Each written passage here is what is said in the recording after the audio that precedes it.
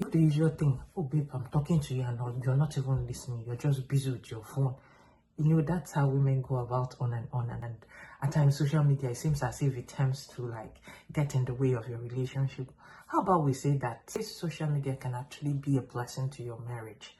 And you would ask me, how? Let's look at all the ways that social media, you could actually use it to your advantage and find benefits instead of things that could disrupt your marriage.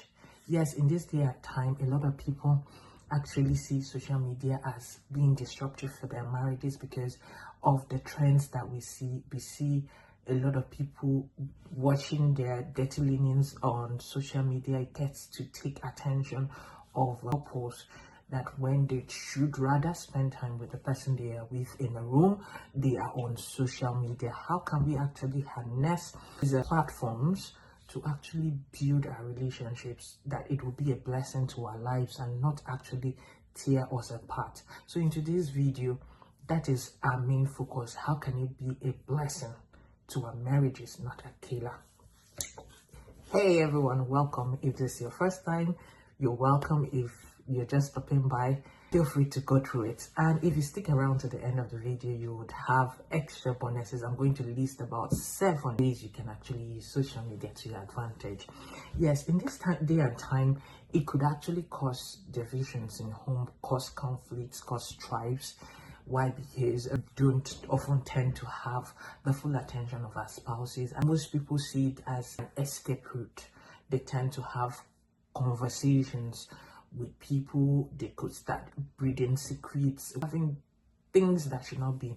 So how can we actually harness this to our own advantage? I will start saying that social media is not just a place to go watch movies, funny things and all that. It could actually be a place where, besides getting inspirational posts, both of you could have a common front that you're building your marriages on. In my previous video that I talked about your roles as a wife, I talked about one of them being that you're your spouse's greatest cheerleader. If you've not watched that video, I'll put the link somewhere in this video so that you could go watch it. Yes, you're your spouse's greatest cheerleader. So as much as possible, even social media, show that you are actually that cheerleader. Cheer them up, compliment them. If you see they've written something, they posted something, be the first person to go like, share, comment. Do it genuinely, not just that you're just trying to put up a front. Let it be that it is something you're doing genuinely, and people can actually see when they see a genuine thing and when it's actually an act. Most people try to put up fronts when all is not well at home. Let it be that you're having a nice and a healthy relationship and you are showing it. If possible, share your posts. By sharing, tag your spouse. Let it not be that you're just doing your own thing, and if your spouse comes across it, you might not be happy. Let it be that you tag them in those posts, you repost their posts, and you are having a united front. There is really nothing that is taking the other by surprise. It's somehow that you know that this person is married to this other person and know their spouses, but you go on their pages and you can't even find anything related to their wife on their pages. Rather, they're posting on other people's pages. It should not be. For healthy relationships, let it be that people know and they are aware that, oh, you're happily married to this person, and that you also comfortable putting out their pictures. Let it be that whatever you're posting, you have the permission of your spouse. You're not making fun of them on social media, like having to post what they will not be happy, or post images that if they see they would actually be embarrassed. Let it be that you're also representing them well. Okay, Bible says love your neighbor as you love yourself. So more like in your relationship, you are both of you are one. Whatever you would not want done to you, don't do it to your spouse. The next one is try to be present with your spouse. If you are in the room, try to have them feel your presence, not that, oh, you're having a conversation and he's busy on his phone, he's not even listening. Men tend to do that a lot. They tell you, oh, I'm listening. At the end of the day, you ask a question, he didn't hear anything, he didn't hear nada. As much as possible, be present, because you wouldn't have to Be present with others. Meanwhile, the people you're in the room with, your spouse, your children, your family, you're not even giving them that attention that they need. Don't always have to be online. If you're in the room with family, with your spouse, create that time and actually be present. Let them feel that you are listening. Let them feel that they can talk to you heart to heart and you're following the conversation, not that you're just having a distracted front and just listening and going along with it. Social media could also give this false air that most people, if you're not careful, if you don't watch your heart, because a lot of people tend to post their best pictures, their best comments, and their best fake it, put up the wrong images. You could actually fall into the trap of trying to feel the other person is having it better.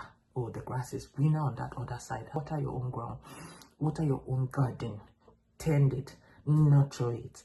You have the best God has blessed you with. It just needs a little work. For Adam, the first work God gave to him was walk on this garden before he brought Eve. And walk on your own garden. The other one is not greener. Trust me, it's not greener. Times most people that put up all those lovely phones, if they tell you what they are going through at home, you might not believe. You might even know that, oh, you're even in heaven in your own marriage and in your own relationship. So value what you have. Be happy, be content. Don't go trying to compare what you saw or read on Facebook, on social media, and you downplay or criticize your spouse. It is not a good place to be. So as much as possible, take the positives. Let it be that you're always looking for the positives, what you can imbibe and be a blessing to your spouse, and see how you can incorporate it into your home. We mentioned just to spend time, really spend time with your spouse, be present with them. Another place that most couples don't get it right, most of them, once they wake up, they don't even tend to communicate. Oh, they woke up from the same bed and the next thing they're picking their phone. That is actually an anomaly. You should start by communicating. Let it be that you've actually made that effort to communicate with your spouse before even going to communicate with others. That's what we talked about. Build time for each other. Let it be that you value your presence, you value one another. If there are issues in the marriage, work on it, talk about it, resolve it, forgive, so that you can have a healthy and long relationships. In your social media dealings, have boundaries with people.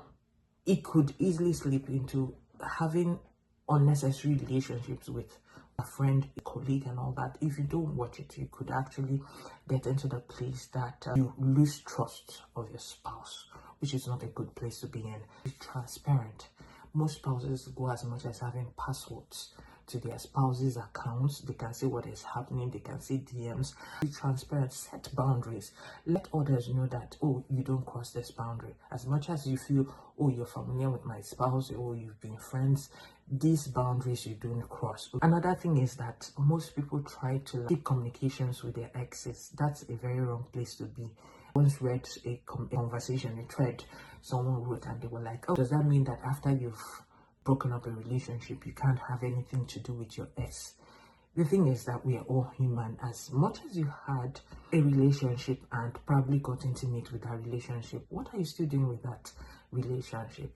If you've broken up that relationship and you're married and you're happily married at that, what do you have with having to check on what is happening in their lives, trying to keep a communication? I once heard of it was a movie I watched, yes, and it was a night to this lady's wedding, and somehow she got in contact. She invited her ex, and one thing led to another. On the eve of her wedding, she cheated on her spouse, and of course, making those vows, she was feeling very guilty. So don't even open that door. Because once your spouse gets to find out you're still having communication with your ex, you've already started stepping on grounds for suspicion.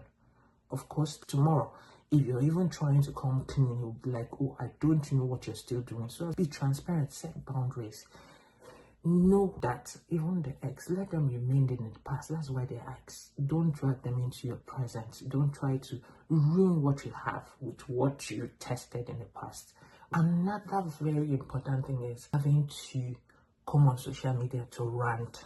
A lot of people do that a lot. They come to wash their dirty linens in public, or they have a little misunderstanding with their spouse. Next thing, they're on social media. When you are angry, offended, maybe your spouse did something wrong, social media should not be the first thing you're thinking of, or even on your status. Most people just WhatsApp to go and start ranting, and people will know that, oh, all is not well in this relationship. Keep it off social media. Most people go as much as posting issues that they have on social media, irrespective of the fact that, oh, have children, that tomorrow these things could come back to haunt. Be sensitive to know how to protect your spouse, your relationship. Not everything. You don't throw your pearls. That's what the Bible says. Don't throw your pearls to dogs, your precious ornaments. Of course, you putting it on social media means every Tom, Dick, and Harry can comment, and that is not what you want.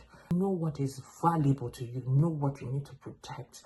Marriage is an institution. The Bible says the wise woman builds her home, and the foolish one with her own hands tears it down. So you don't want to be that one who is tearing down. Rather, let it be that you're building, you're applying wisdom. Not everything is meant for public consumption. Mind what you share. Don't overshare. That's another thing. Don't it not be that you're giving away too much information that could jeopardize even the safety of your family. You're giving out information or little details that today, with the level of some technology, a lot of people can connect the dots just by hearing you say one or two things. So you don't want to be the one jeopardizing the joy and love that you have just to be on social media. Most people, they are not this careful. They're not on most social media handles. If someone reposts maybe another content, or especially on Instagram, it tells you who this person is followed by. Okay, it could tell you, oh, this person I look up to is followed by this. Okay, so as much as possible, be careful. I once had someone I was listening to, he said he's very, very careful with his likes. He's very careful with his comments. As much as he could see it and laugh, he could be thrilled by it, but it's not everything that is what he's commenting, because people that are looking up to you will be like, oh, this person actually enjoys this kind of jokes, enjoys this kind of persons. And with the level of decadence on social media, you don't just want to be seen around just about anybody. If you're the one who values your morals, your values, you take them seriously. It's not just everything that you want to be associated with, because tomorrow it could also affect your personal brand. It could also affect your marriage, and someone could look at it and say, oh, this person is in support of this person's view. Let's say the person is a feminist, and because person said maybe a sentence that you liked, and you liked that video, invariably someone else listening and seeing that, oh, your like is on it, means that, let's say the person went off tangent at some point, but because you had liked, probably you just had one or two sentences that you liked, the person will be like, oh, this is actually your own mindset.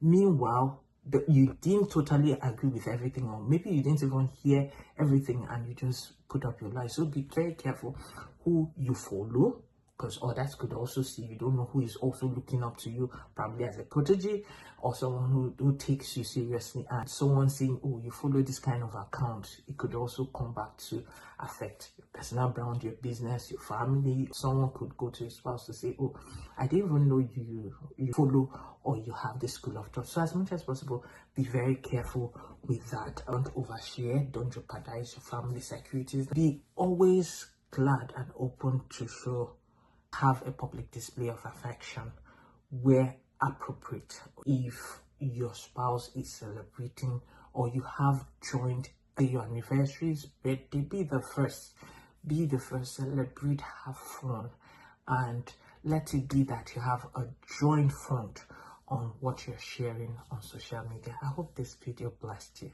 Do like, share, comment, and I'll see you in the next. Watch this other video too. Be blessed as well. Thank you.